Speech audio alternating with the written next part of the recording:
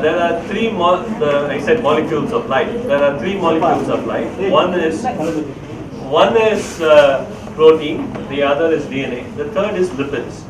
The lipids are very important because they are the guys who don't allow fluids to just leak away. So they must be hydrophobic, they must be water repelling. Right? If there is water loving, then all the water will escape us. So bacteria also have such a coat, right? So that things don't leak away from it. So in that, the coat, it's called a cell wall. So the cell wall in some bacteria have more hydrophobic molecules than hydrophilic molecules compared to other bacteria. So you can stain them. You can put a dye and stain them and then wash it away.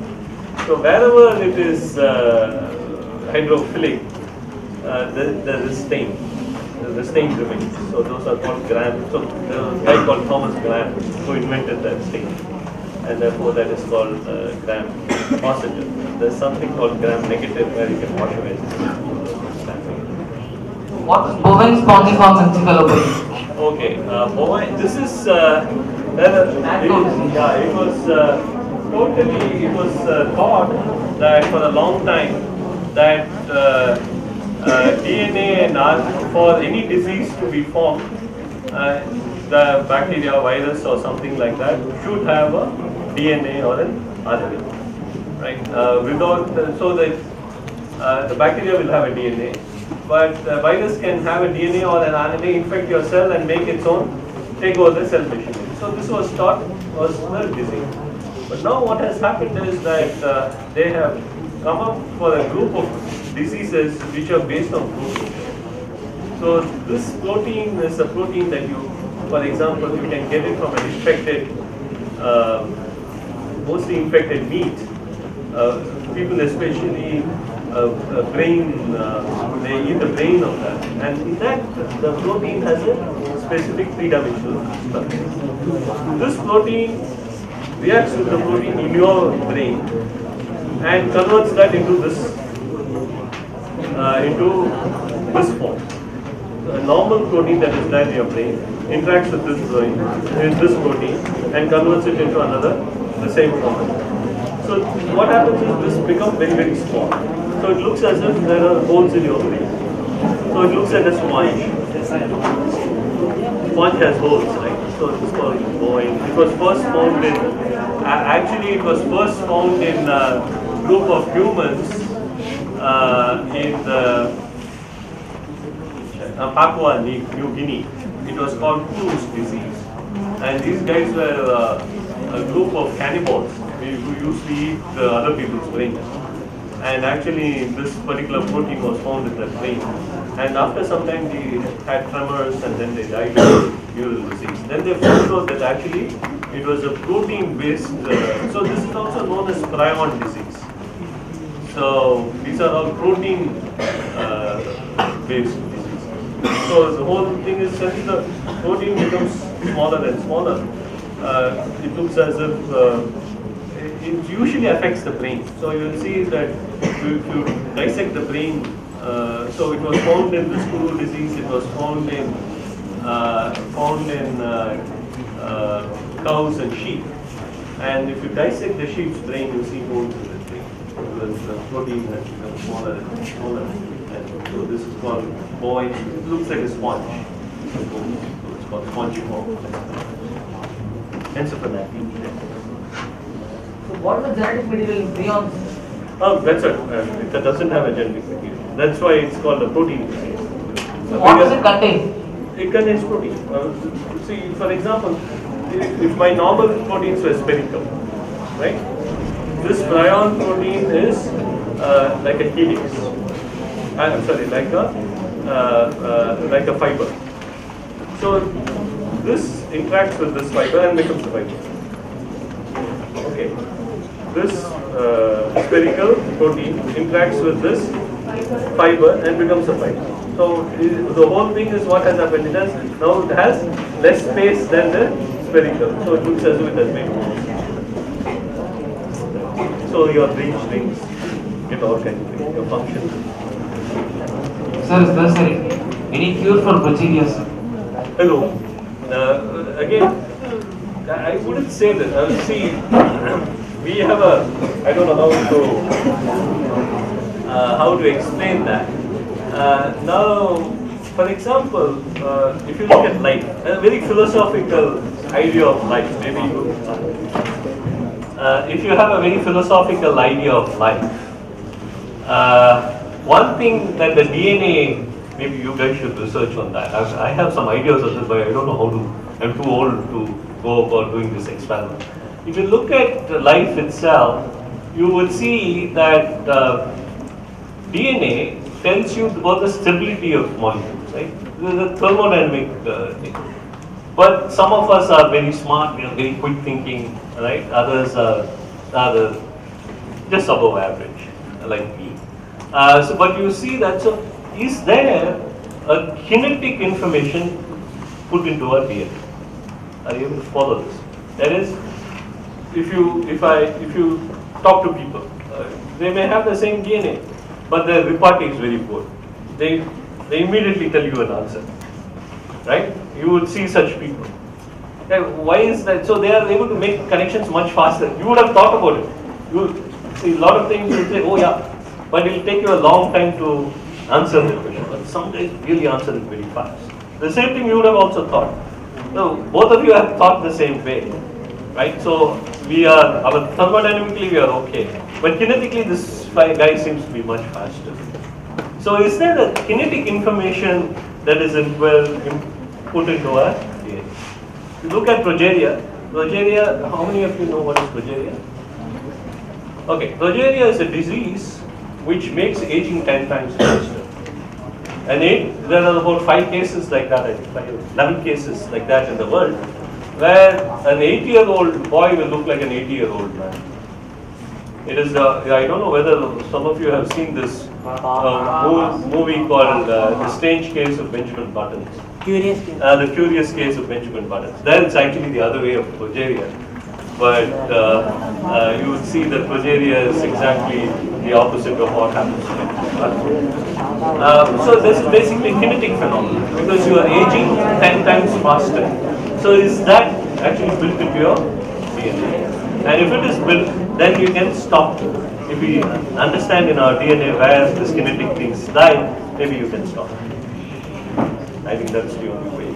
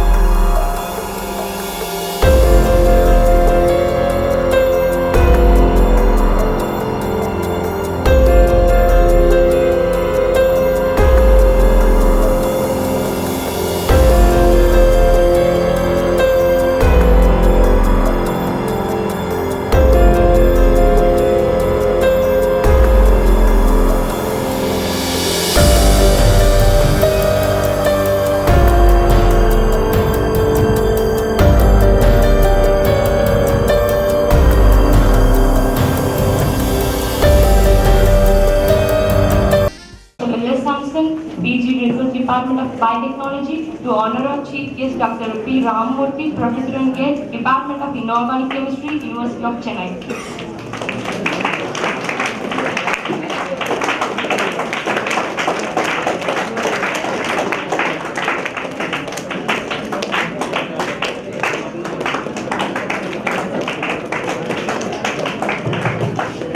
Thank you, sir. The scientific man does not aim at an immediate result. He doesn't expect that his advanced ideas will be really taken up, but he gives a lay foundation of those who want to come and point the way. Here we such a scientific man with us, who is our today's chief guest, Dr. P. Ramamurthy, Professor and Head, Department of Inorganic Chemistry, University of Chennai. Please, sir, take over the sheet.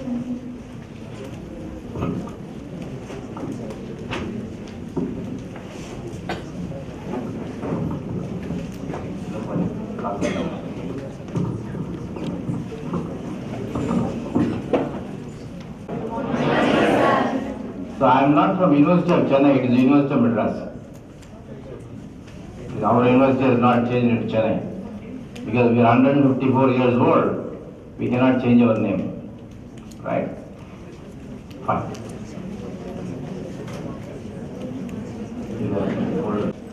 And you have been listening to mentors and also the Bhatnagar awardees. Let me begin my talk with three basic questions. And what is science?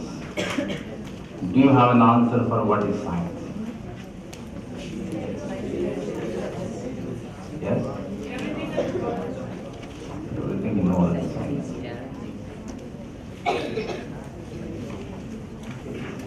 Science is basically understanding of our mother nature.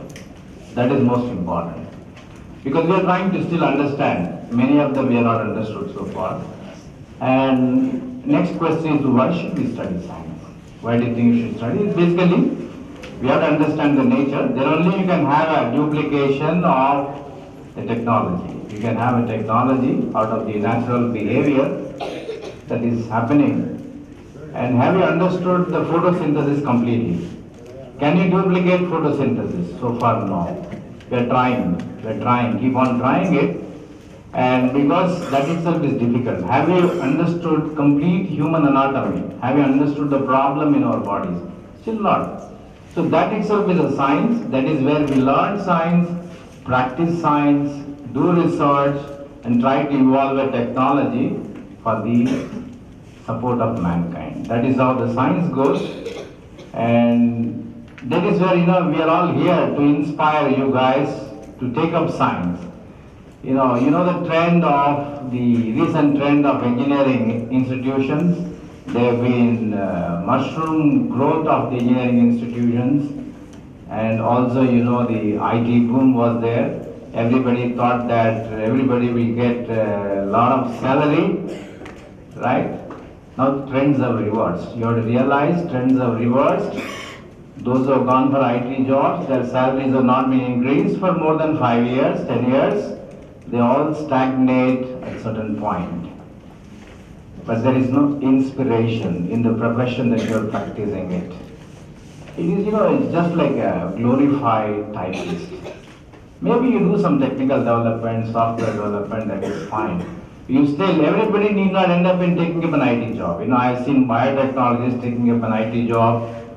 And IT companies are also now, they're clever now, they have turned their head towards science graduates rather than the engineering graduates. Because they have to pay more salary for the engineering graduates now, and now they can pay less for the science graduate. But after studying science also, I would say not to go for IT jobs, better practice in science itself. And that is where your excitement, real excitement comes from when you practice science. Right. So nature, when you look at it, you see a beautiful color of butterfly. And many years they didn't realize why there is so many colors. There's so many colors. The peacock feather, multiple colors you see it, every butterfly has. Do you know that why you have such color? Science is also curiosity, questioning. You have to question. Raman asked a question, he got the Nobel Prize. Right? You have to question. Quest for the knowledge is very, very important.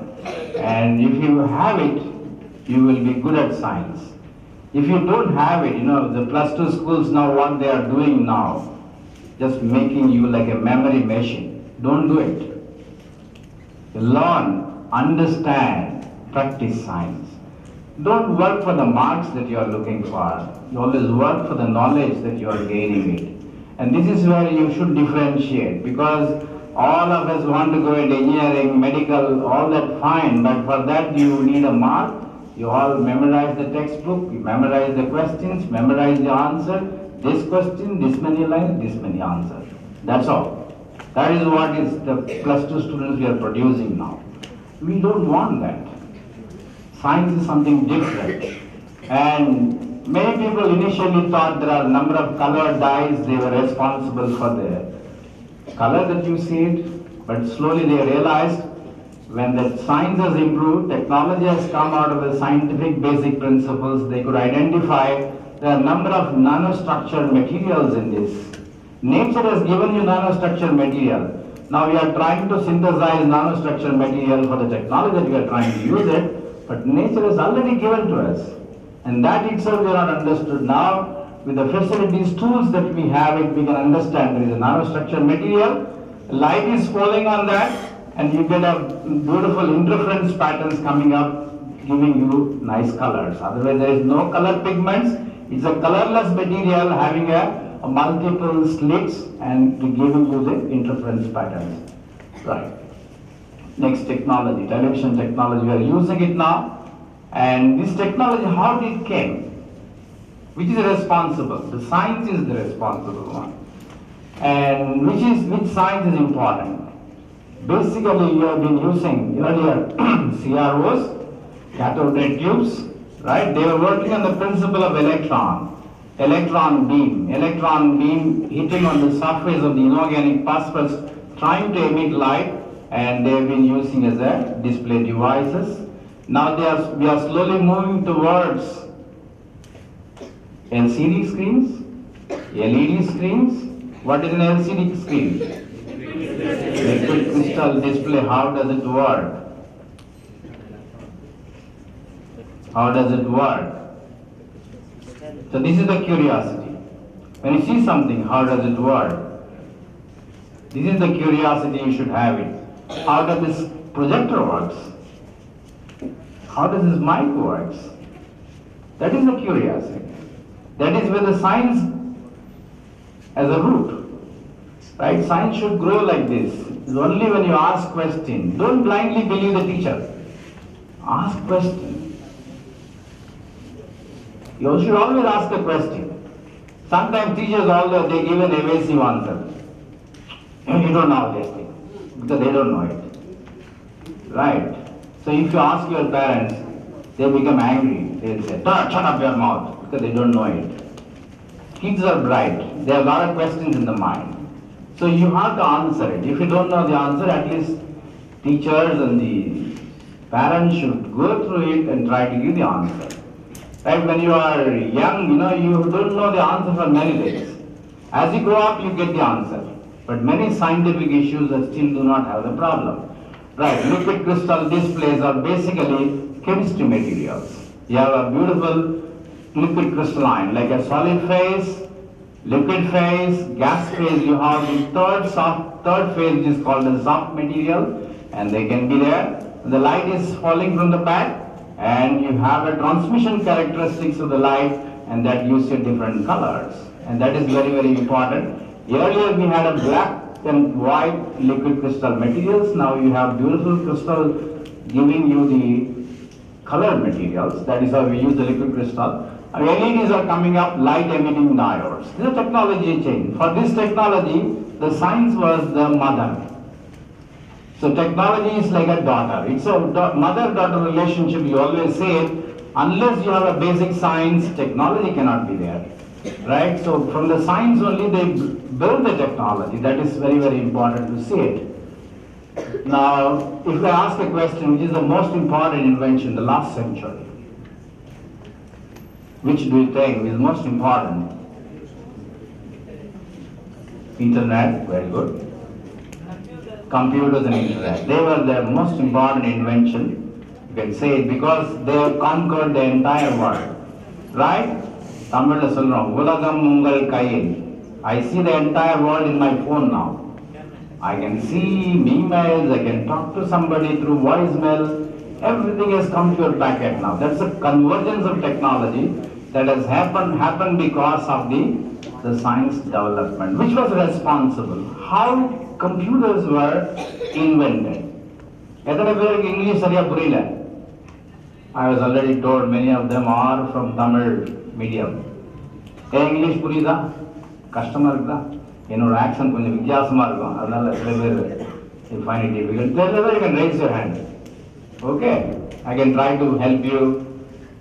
தமிழ்ல பேச நானும் முயற்சிக்கிறேன். Okay? Right. Good? என்ன கஷ்டமா இருக்கு? இன்னும் கையா இருக்க மாட்டேங்கிறாங்க.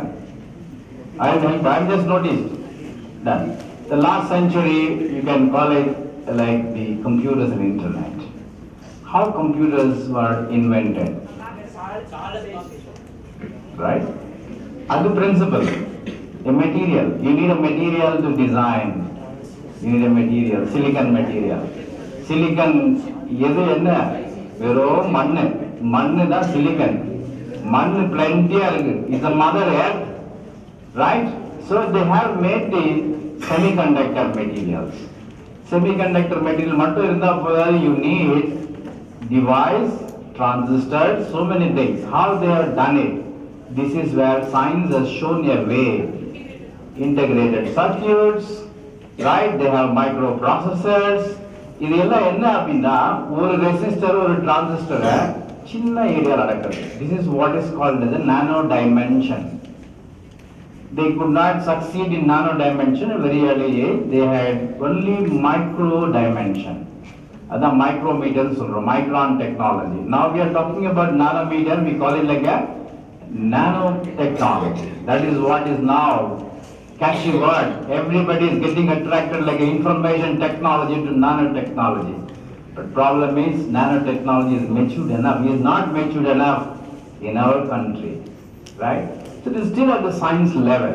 We are still doing a lot of new discoveries, new materials which can help you to have a technology. You should also realize this computers and internet happened, the speed we are talking about it, how fast we transfer the data, and that is very important, right? And what is the speed we transfer now?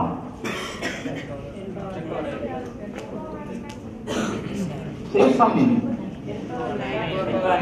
10^9? Right, gigabits we said, right? We have still crossed it. We are in the terabytes. Terabytes, right? Giga we have crossed long time back.